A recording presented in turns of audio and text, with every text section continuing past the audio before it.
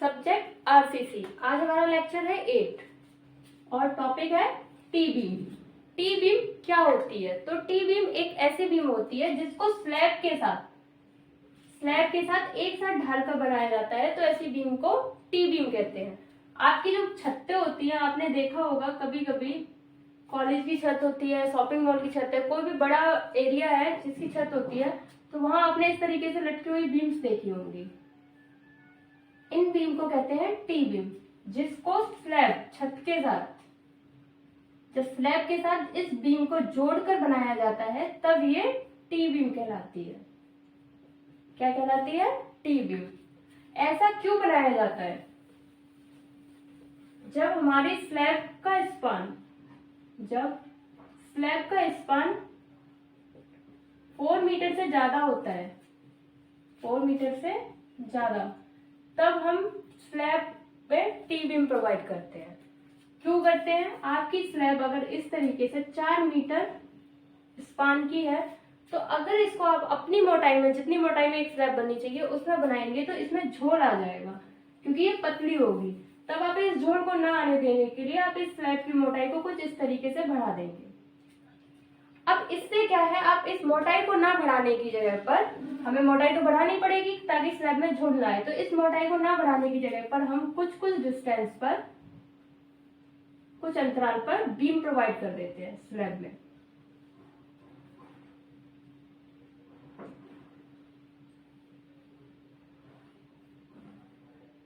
इस तरीके से बीम डाल दी जाती हैं, तब ये कहलाती हैं टी बीम। ऐसा करने से हमारी स्लैब की मोटाई भी घट जाती है और जो स्लैब में आने वाला मटेरियल था हम उसको भी बचा लेते हैं, और ये उसी के बराबर काम करेगी जो एक मोटी स्लैब काम करती। तो इस तरीके से हमारी जो स्लैब है, छत है, वो क्या हो गई? इकोनॉमिकल हो गई। इसमें मटेरियल कम लगने की अपेक्षा। तो ये टी बीम आपने इस तरीके से देखी है। अब हम देखते हैं टी बीम होती कैसी है, एक्चुअल दिखती कैसी है रेनफोर्समेंट के साथ। अगर टी बीम को आप पहचान करना है तो इस तरीके की टी बीम है जिसमें कि रेनफोर्समेंट इस तरह से पड़ा है। यह आपका स्लैब का रेनफोर्समेंट है और यहीं आपकी बीम का रेनफोर्समेंट पड़ा है। तो क्या ये टी बीम होगी? अगर इस तरीके से रेनफोर्समेंट दिया गया है तो ये टी बीम होगी? नहीं, ये टी बीम नहीं है। अब आप सोचे, टी बीम टी शेप की होती है, हर टी शेप की बीम टी बीम नहीं होती है जब तक उसको एक साथ ना ढाला गया हो। इसमें बीम का रेनफोर्समेंट अलग है और स्लैब का रेनफोर्समेंट अलग है, इसलिए ये टी बीम नहीं है। लेकिन अगर इसी बीम को इस तरीके से बनाया जाए,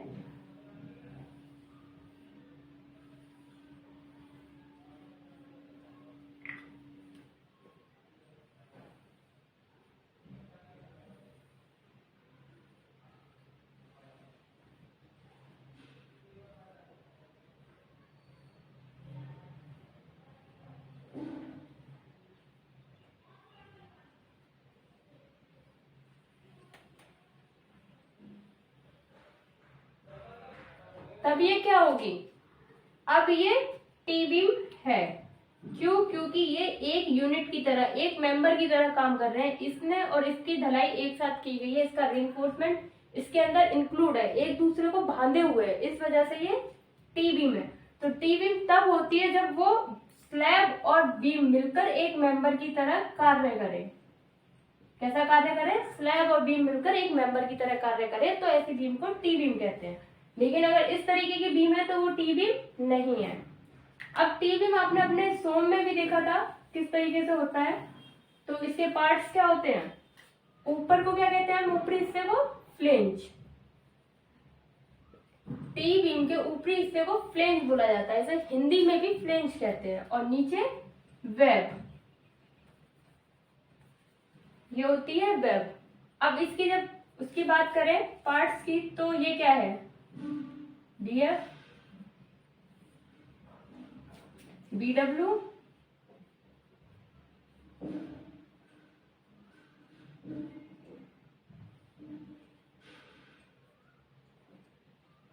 अब इसमें प्रभावी गहराई कहाँ आएगी? प्रभावी गहराई प्रबलन के केंद्र से कंक्रीट के दूर वाले किनारे की बीच की दूरी। तो आपकी प्रभावी गहराई वही रहेगी जो पहले रहती थी। अगर इसमें विप की, इसको वेब के साथ साथ रिप भी बोलते हैं। अगर आपसे वेब की गहराई पूछे तो DW आपका कुल गहराई में से डेप्थ फ्लेंज की घटा के आप वेब की गहराई निकाल सकते हैं। तो इसमें ये होता क्या क्या है, BF equal to effective width of flange.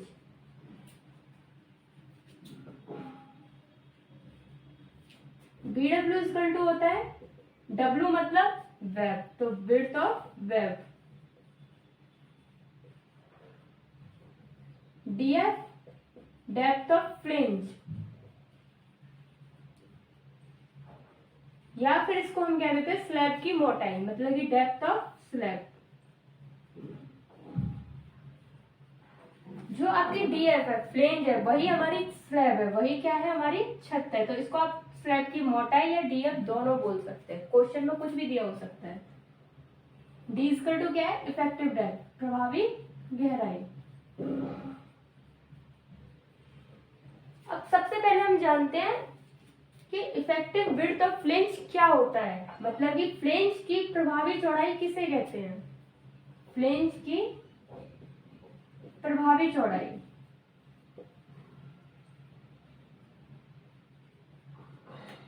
BF, ये क्या होती है। तो F कुल चौड़ाई, फ्लेंज की टी बीम की कुल चौड़ाई जो सभी संपीड़न प्रतिबलों को वहन करती है, सभी कंप्रेशन फोर्स को वहन कर रही है।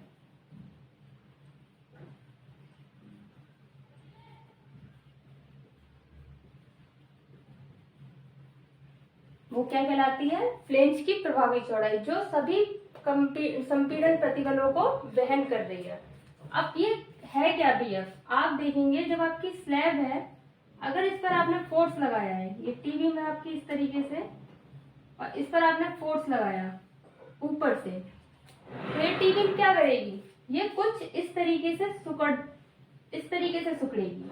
अगर इस टी बीम को आप देखेंगे तो ये इस तरीके से सिकुड़ना स्टार्ट कर देगी।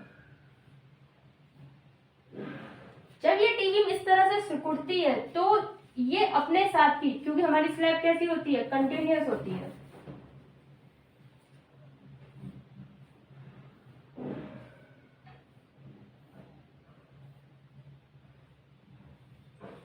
इस तरीके से स्लैब होती है।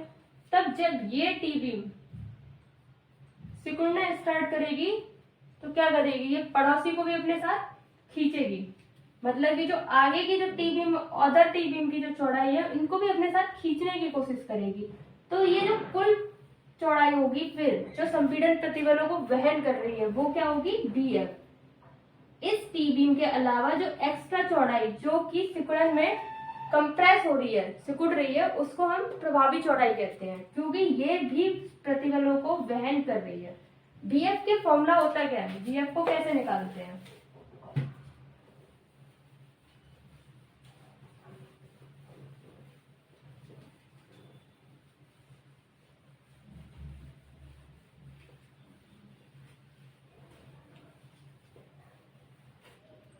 BF निकालने का आपका फॉर्मूला होता है L0/6 प्लस में BW प्लस 6DF,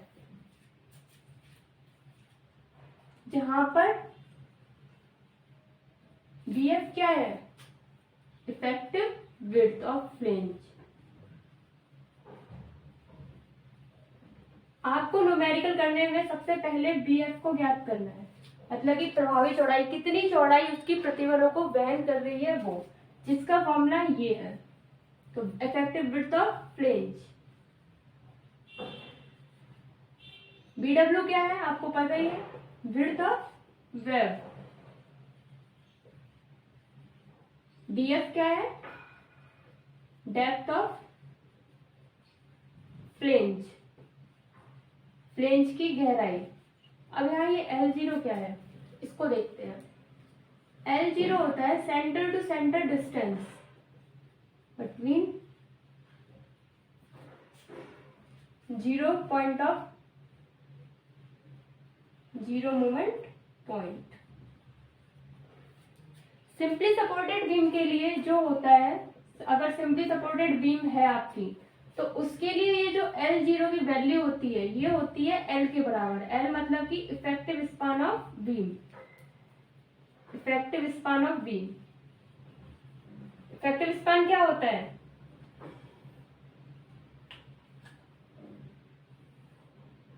अगर आपकी कोई बीम है दीवार से जो लगी हुई है, तो केंद्र से केंद्र की दूरी को हम क्या कहते थे? Effective span.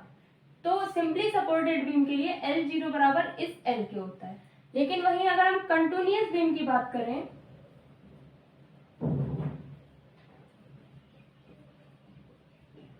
तब L0 बराबर होता है 0.7 L के।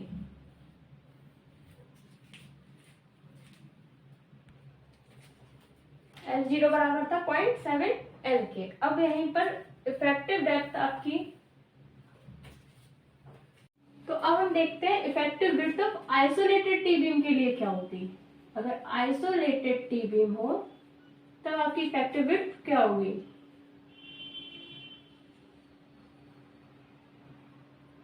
आइसोलेटेड टी बीम होती क्या है?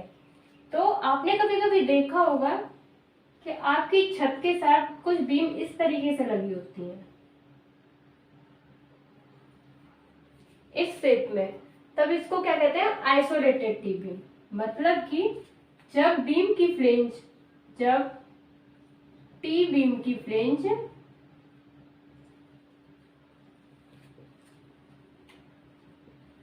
दूसरी टी बीम की फ्लेंज से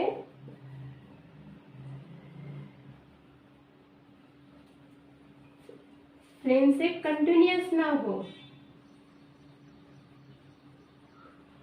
कंटिन्यूअस ना हो, या कह सकते हैं आप जुड़ी हुई ना हो, तब ऐसी बीम को हम क्या कहते हैं? Isolated beam. मतलब कि इस टी बीम की जो ये फ्लेंज है ये इस टी बीम के साथ जुड़ी हुई नहीं है। अदर में क्या था? ये इस तरीके से होती थी जुड़ी हुई, पर अगर ये अलग अलग है तब ऐसी बीम को हम आइसोलेटेड टी बीम कहते हैं। इसके लिए जो इफेक्टिव विड्थ होती है वो क्या निकलेगी?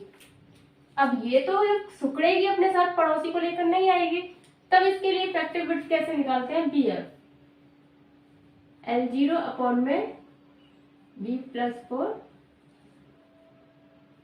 प्लस में BW।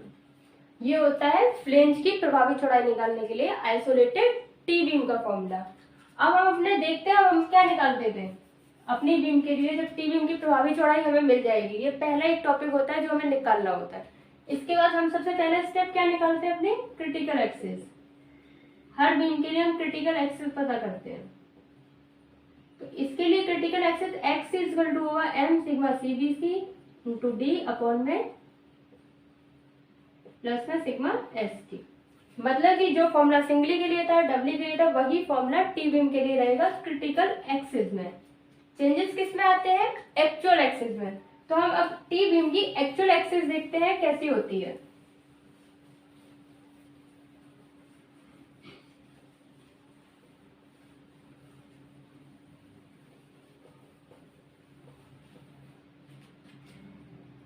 Position of neutral actual axis.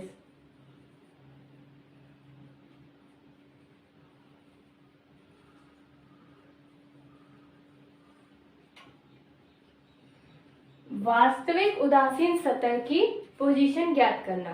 T beam हमारी कैसी थी? ये कुछ हमारी टी बीम थी।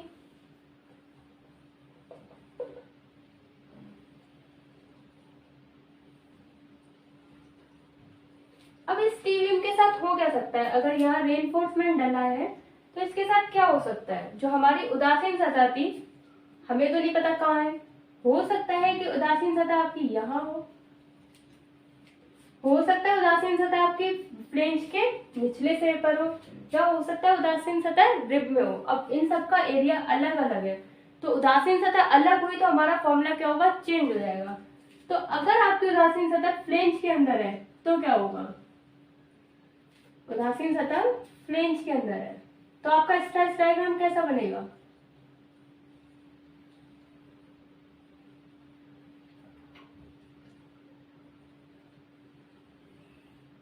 ये कुछ इस तरीके का बनेगा।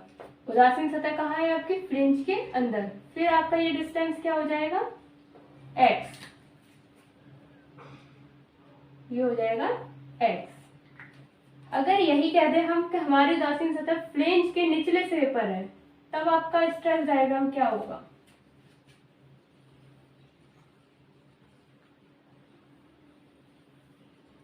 आपका स्ट्रेस डायग्राम कुछ ऐसा बनेगा। इसका मतलब एक्चुअल एक्सिस फ्लेंज के निचले सिरे पर है। अगर यहीं पर आपका एक्चुअल एक्सिस रिब के अंदर हो, तब क्या होगा?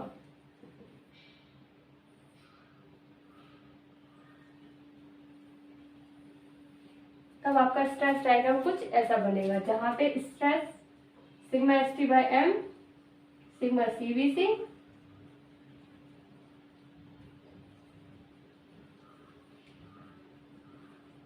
और सिग्मा सी बी सी। इस वाले के लिए जब उदासीन सतह फ्लेंज के निचले सिरे पर है तो x क्या होगी? ये होगी x।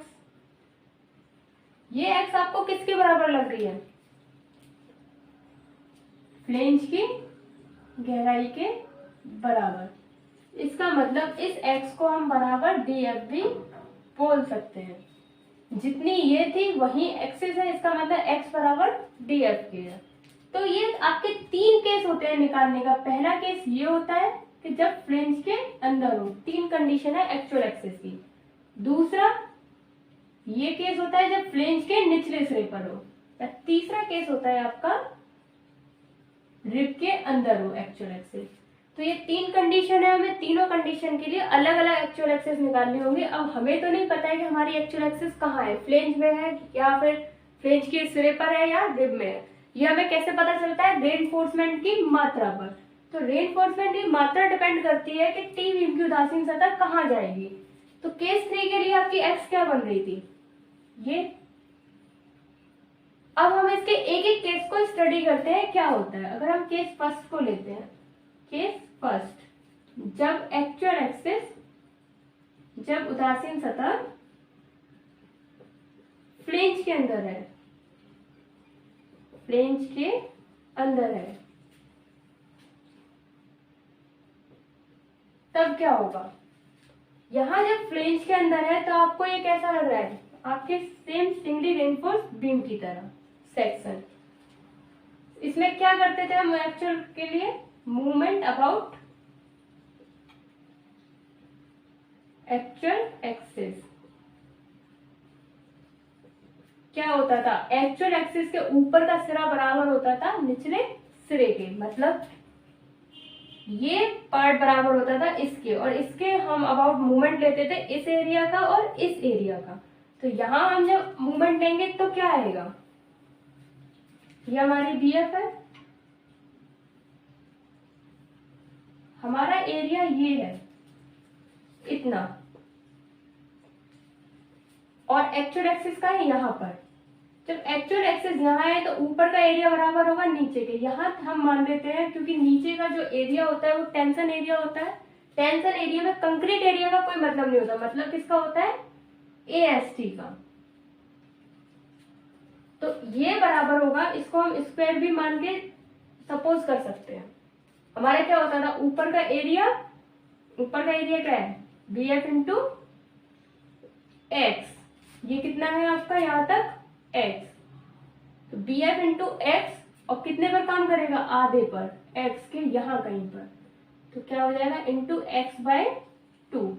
ये बराबर किसके होगा? नीचे के टेंशन एरिया का। टेंशन एरिया हमारा क्या होता था? MAST। कितनी दूरी पर है उदासीन सतह से? ये पूरी दूरी कितनी है हमारी? D। तो इसकी दूरी कितनी हो गई? D minus x.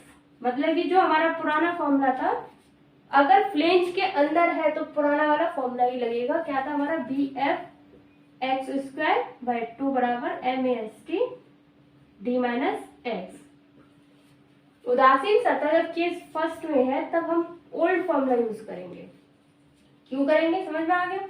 लेकिन यहीं पर अगर केस 2 हो तो क्या करेंगे?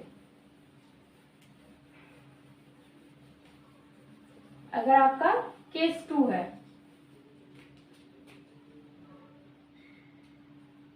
केस 2 में हमारी उदासीन सतह कहाँ है? फ्लेंज के निचले सिरे पर, at the bottom of flange.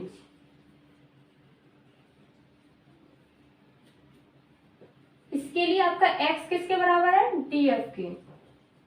और केस फर्स्ट के लिए क्या था? x छोटा था df से, स्लैब की मोटाई जो थी उससे कम था हमारा x। दूसरे केस में क्या है? x के बराबर है स्लैब की मोटाई। तो अब इसके लिए फॉर्मूला देखते हैं। अगर यहाँ उदासीन सतह है तो ऊपर के एरिया का मूवमेंट बराबर नीचे के एरिया का मूवमेंट। टेक मूवमेंट क्या होगा? ऊपर का एरिया क्या है? bf। अब हम इसकी बात कर रहे हैं इतने की, इतने के लिए क्या एरिया होगा? bf into df। कितने पर काम करेगा? इसके आधे पर, मतलब कि df बाय 2 बराबर किसके होगा? नीचे क्या है हमारा? टेंशन एरिया, सेम वही पुराना वाला MAST d माइनस एक्स। तो अगर बॉटम पर है एक्चुअल एक्सेस तो आपका फॉर्मूला ये हो जाएगा, या फिर आप इसको df बराबर x है, यहाँ x भी रख सकते हो, df भी रख सकते हो, दोनों बात एक ही है। लेकिन अगर केस 3 रिब में हो तब क्या होगा, इसको समझते हैं। अगर आपकी रिब में प्लेन उदासीन सतह है तब क्या होगा? केस 3 है आपका, उदासीन सतह रिब के अंदर स्थित है।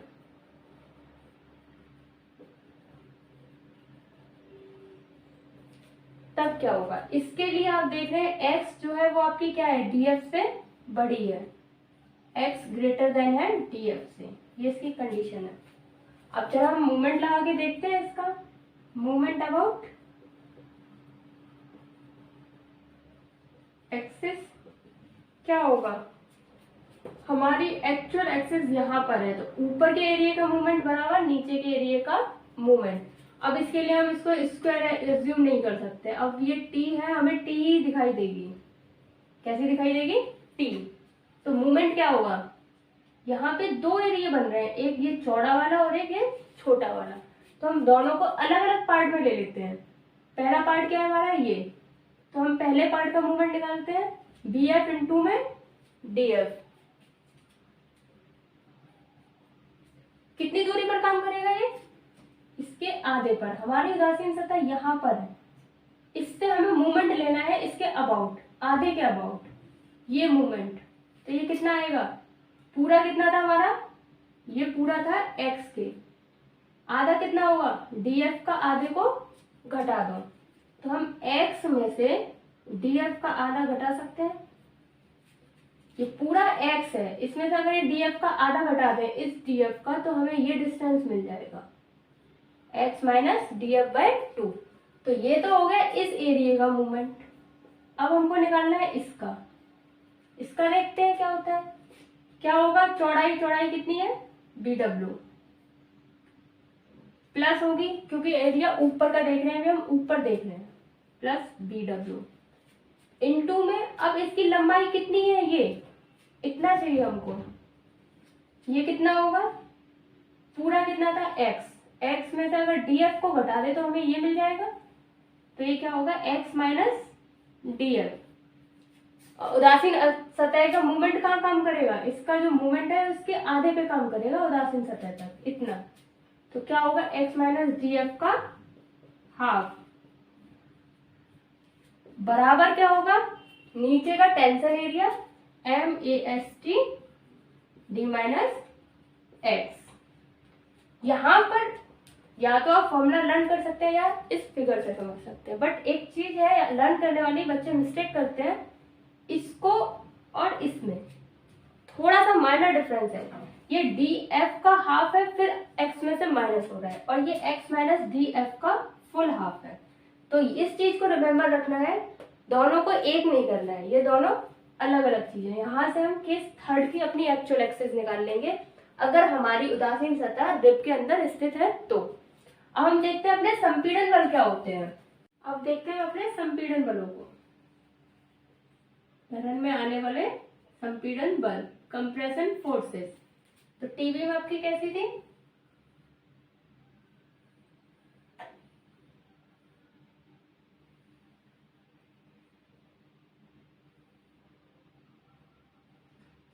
ये आपकी टी बीम थी।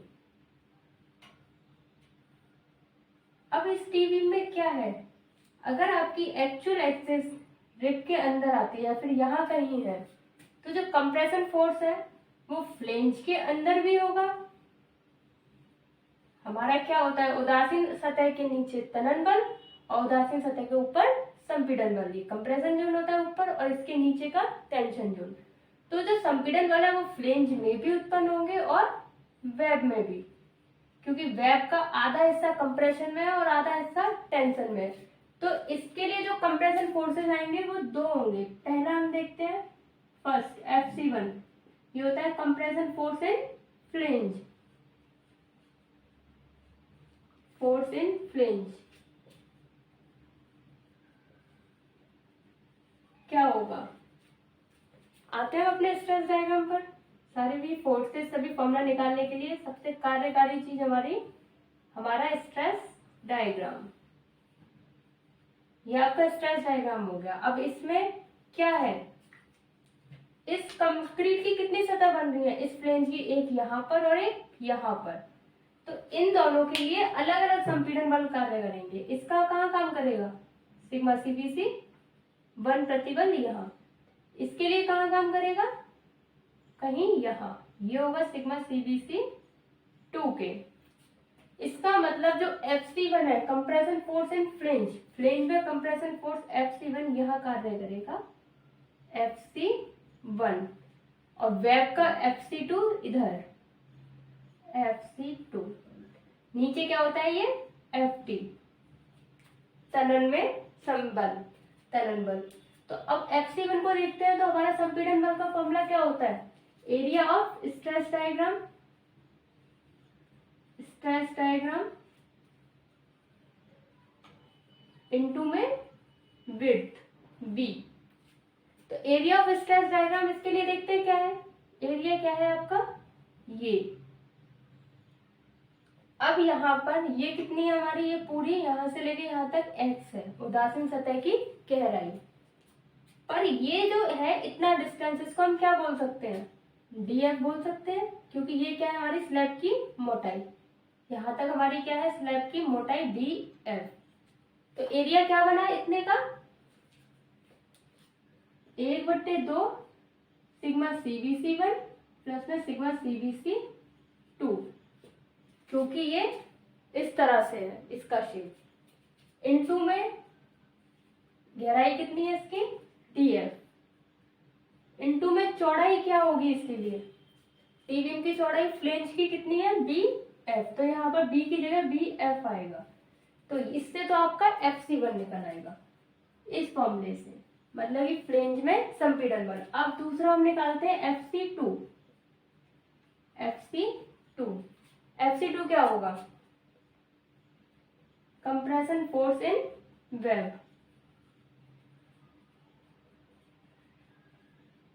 वेब, ये भी same area of stress diagram into में B, एरिया इनटू B है। तो एरिया ऑफ स्ट्रेस डायग्राम इसके लिए क्या होगा, अब वेब की बात हो रही है इतने एरिया की, इस एरिया की, इसका एरिया ये रहा स्ट्रेस डायग्राम का, प्रतिबल आरेख का। तो ये क्या होता था, 1/2 लंबाई गुणे चौड़ाई। इसकी लंबाई कितनी है, सिग्मा, चौड़ाई क्या है सिग्मा CBC2 ये। अब इसकी लंबाई ये कितनी है, यहां से पता कीजिए, ये पूरी x है, ये df है, तो इसे हम x माइनस df बोल सकते हैं। कितना बोल सकते हैं, x माइनस df। तो इसका फॉर्मूला क्या हो गया, 1/2, चौड़ाई कितनी है सिग्मा CBC2 इंटू में लंबाई कितनी है x माइनस df, इंटू चौड़ाई ये b। अब इसके लिए b आप कौन सी रखेंगे, ये नहीं रखेंगे, क्यों, क्योंकि हम इतना एरिया देख रहे हैं। तो इस एरिया की b क्या है, BW, तो यहाँ आ जाएगी BW। इस तरीके से आप FC1 और FC2 की वैल्यू निकाल लेंगे। अब यहाँ ये जो सिग्मा CBC1 और सिग्मा CBC2 है, इनकी वैल्यू कैसे फाउंड करेंगे आप, सिग्मा CBC1 कहाँ है आपका, यहाँ पर है। तो सेम जैसे हम पहले करते थे, दो ट्राइंगलों को देखिए, जब आप भूल जाइए बीच में सिग्मा CBC2 है, आप बस ये याद रखिए ऊपर सिग्मा CBC1 है। तो क्या होगा, सिग्मा CBC1 अपॉन में पूरा डिस्टेंस इस सतह से, उदासीन सतह से कितना है ये पूरा x, बट्टे में नीचे का क्या होता है sigma ST/m, sigma ST/m upon में ये कितना डिस्टेंस है d माइनस एक्स, पूरा d है तो d में से x घटा दिया, ये d माइनस एक्स। यहां से आप सिग्मा CBC1 की वैल्यू फाउंड कर लेंगे सेम पुराने वाले थ्योरम से। और सिग्मा CBC2 कैसे निकालेंगे, दो ट्राइंगल का आपने क्या बताया था, सिग्मा CBC1 अपॉन में ऊपर वाला बट्टे में ये दूरी पूरी x बराबर नीचे वाला और फिर ये दूरी, तो सिग्मा CBC2 अपॉन में x माइनस df। यहां से आप सिग्मा CBC2 की वैल्यू निकाल लेंगे इस फॉर्मूले से। तो आपके पास दोनों फॉर्मूले से दोनों की वैल्यू आ जाएगी, sigma CBC1 and sigma CBC2। अब देखते हैं अपना मोमेंट ऑफ रेसिस्टेंस क्या होता है।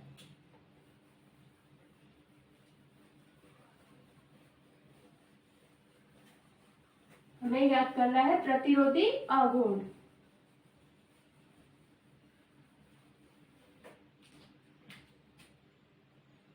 Moment of resistance in compression.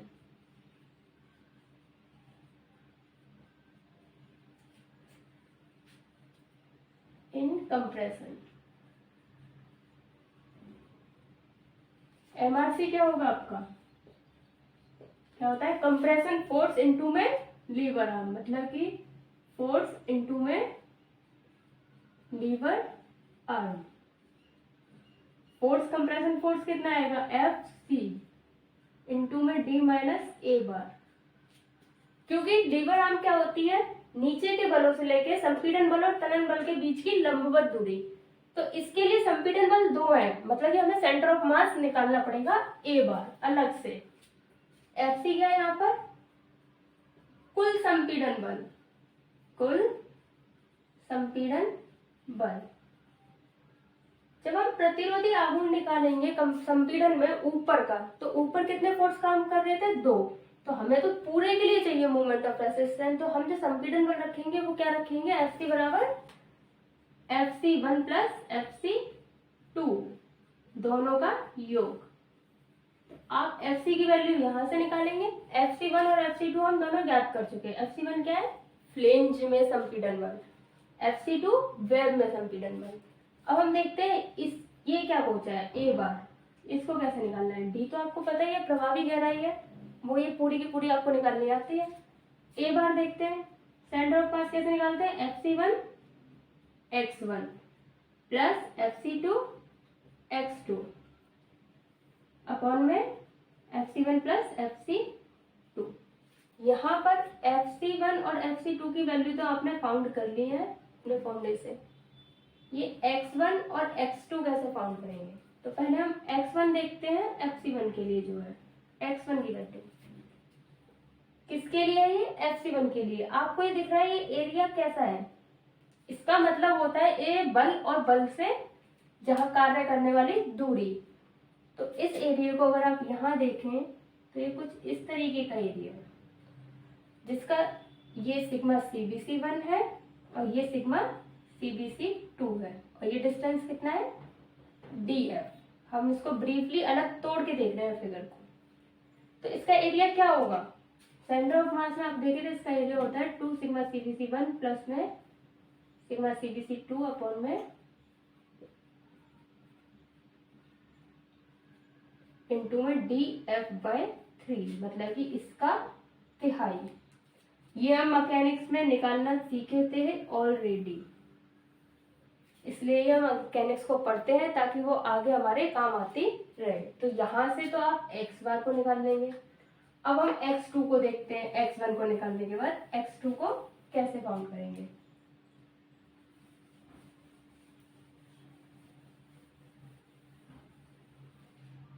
x2 क्या निकलेगा,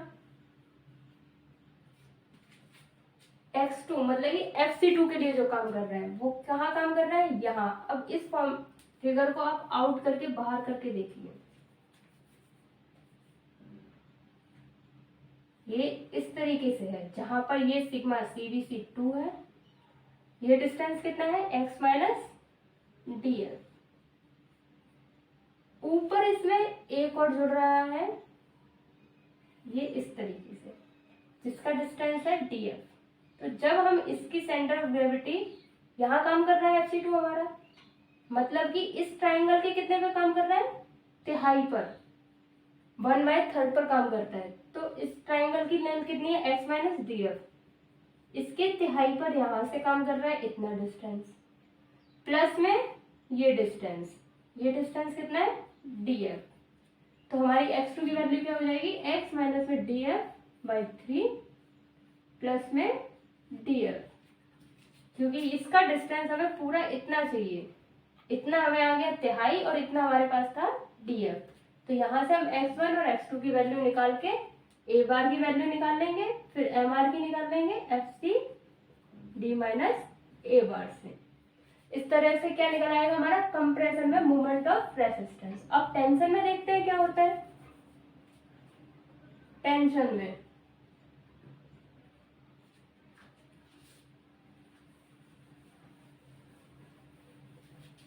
में क्या होता है, वही MRT equal to tension force into में lever arm, tension force into lever arm.